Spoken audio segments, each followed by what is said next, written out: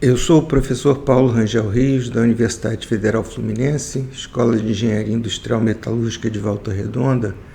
Hoje eu vou falar de mínimos em funções de uma ou mais variáveis. Esse é o primeiro vídeo de uma série curta, de uma breve revisão de alguns aspectos matemáticos que talvez vocês tenham se esquecido lá do cálculo, mas que são importantes para a termodinâmica. Nada muito complicado, mas é interessante os alunos, ou quem estiver interessado em termodinâmica, recordar. É para isso que é essa série. Bem, vamos falar do mínimo em funções de uma ou mais variáveis, uma variável, mínimo sujeito à restrição de uma variável, mínimo em função de duas variáveis e o mínimo sujeito à restrição numa função de duas variáveis. Nós depois vamos explicar por que essa questão da restrição. Talvez até a gente possa antecipar, porque em geral em termodinâmica você sempre tem restrições. Por exemplo, o número de átomos de um determinado elemento ele é constante, qualquer que seja a transformação. Isso é uma restrição, visto em matemática como uma restrição. Vamos adiante. Isso aqui eu acho que todo mundo sabe lá do cálculo 1, né? Nós temos uma função plotada aqui. Esses gráficos todos eu fiz no matemática.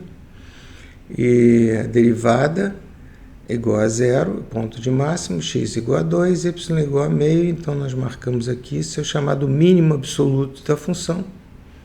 Não há nenhum mistério nisso, uma parábola. Enfim, eu acho que todos já viram isso, poderia ser um máximo também, mas no caso mínimo nos interessa mais. Tá certo? Aqui já é um conceito que é menos explorado, acredito, em cálculo, que é o mínimo de uma função, de uma variável sujeita à restrição. Veja bem, nós queremos o mínimo sobre essa linha vermelha, que seria a nossa função. Nós sabemos que o mínimo absoluto é aqui, mas eu digo, não, mas eu não quero o mínimo absoluto. Eu preciso que esse mínimo seja calculado, ele esteja sobre essa reta y igual a meio de x mais 1, essa reta roxa aqui, certo? Aqui nem precisa fazer cálculo nenhum, está na cara que o mínimo é esse ponto aqui, né? Não tem nenhum problema, é só calcular a interseção da reta com a parábola, simplesmente substituindo, igualando os dois aqui. Nós vamos ter dois valores, esse e esse aqui. Depois vocês podem fazer como exercício. Então aqui não teve nem derivada, não precisou, porque a gente olhou e viu. Em duas variáveis é um pouquinho mais difícil, nós vamos ver, mas a ideia é a mesma, é o mínimo valor que eu posso obter que esteja ao mesmo tempo sobre essa reta, essa parábola vermelha e essa reta roxa. Não é o mínimo absoluto que estaria aqui. Nesse caso, ele em geral é um pouco maior do que o mínimo absoluto, por isso que é mínimo absoluto, né? Não tem nada menor do que ele. Para a função de duas variáveis, novamente recordando, nós vamos usar uma função z de x e y, x2 mais y2, é um paraboloide de revolução, né? E aqui z igual a t2 é porque aqui eu estou plotando na t essa coordenada e esses ângulos estão girando assim, então fica mais fácil.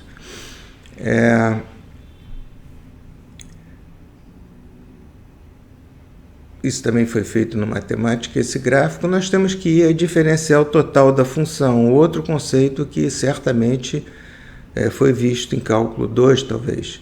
Então, a diferencial total da função f de x, aqui eu botei z, aqui eu botei f, mas é a mesma coisa. Eu botei f porque matematicamente vocês vão encontrar mais livros com f do que com z, talvez. Então, f dx, onde f, onde y, com x constante dy.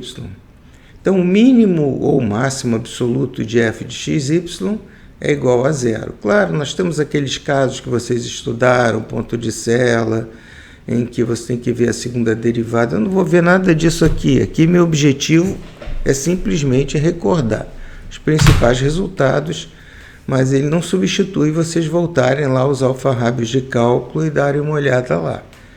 Tá certo? Acho que se eu quiser calcular, veja muito parecido com uma variável, só que agora eu tenho duas. Então, em vez de eu usar a derivada, eu uso as duas derivadas parciais. Tá certo? Seria uma reta para cá, outra reta para lá. Então, vamos ver o resultado. Então, a gente tem aqui um plano tangente ao paraboloide, e simplesmente as coordenadas desse plano tangente, 0, 0. Então, 0, 0 é o mínimo absoluto dessa função. A mesma coisa do que foi vista com uma variável. Até aqui, realmente, eu acho que está todo mundo achando, bom, não preciso nem olhar isso, está na cara, né?